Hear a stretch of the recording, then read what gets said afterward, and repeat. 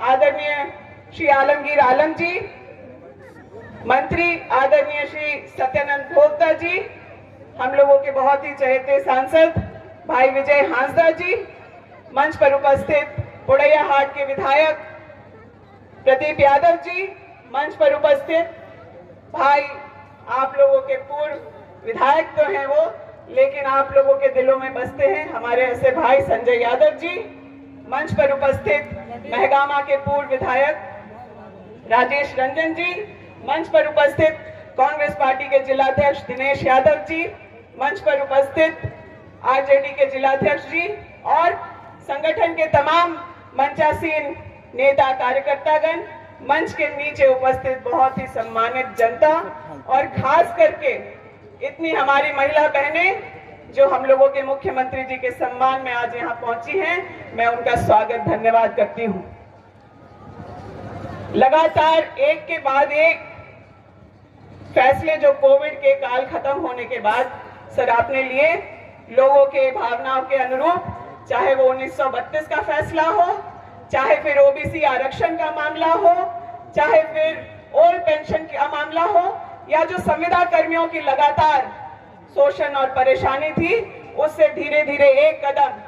जो आपने बढ़ाने का काम किया है और उनके निदान की तरफ बढ़े हैं, उससे बहुत ही खुशहाली लोगों के बीच है। लेकिन सर आज जब आप यहाँ आए हैं तो गोड्डा जिला उन जिला में है जो सुखाड़ से बहुत ही प्रभावित है। सुखाड़ में लोगों को राहत देने का प्रयास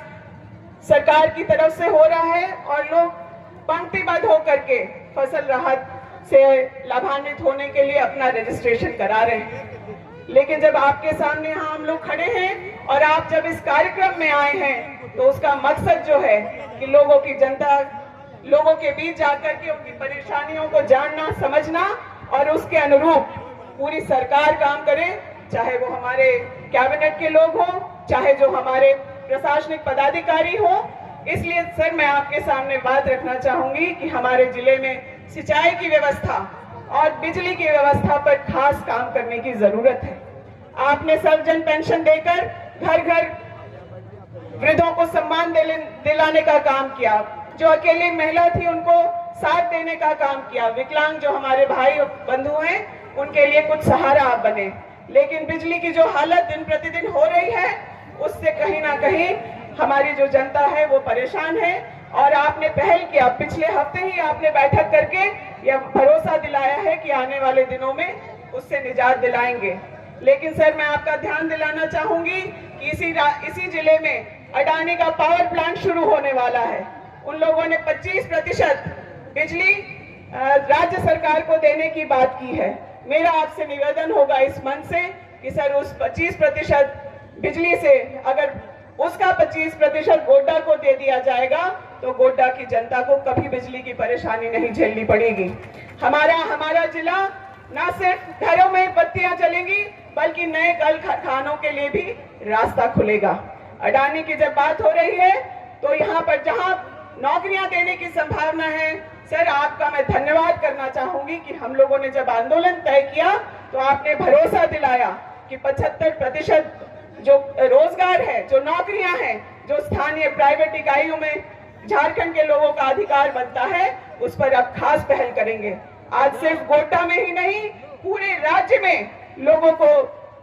का निबंधन योजनालय में कराया जा रहा है और एक ऐसा ही निबंधन का कार्यक्रम इस जिले में भी हुआ। मैं आपसे कहना चाहूंगी सर कि मैं जब इस मुहिम को लेके बढ़ी तो मैंने नहीं सोचा था कि 8000 युवा एक दिन में आकर के वहां अपना रजिस्ट्रेशन, अपना रेज्यूम जमा करेंगे। तो किस तरह की परेशानी रोजगार को लेकर है, इस पर भी हम आपका विशेष ध्यान दिलवाना चाहते हैं। मुख्यमंत्री जी, आप अगर आने वाले साल में जो हमारे प्राइवेट संस्थान हैं उन सभी जगहों पर रोजगार का आप अवसर देंगे तो जो आज सड़कों पर युवा थे वो सरकारी नौकरी तो लेंगे ही, साथ ही साथ और जो अन्य लोग हैं वो प्राइवेट क्षेत्र में भी रोजगार पा सकेंगे, नौकरी पा सकेंगे। इन्हीं चंद शब्दों के साथ, क्योंकि आज सब लोग आप लोग एकत्रित हुए हैं मुख्यमंत्री जी को सुनने के लिए, मैं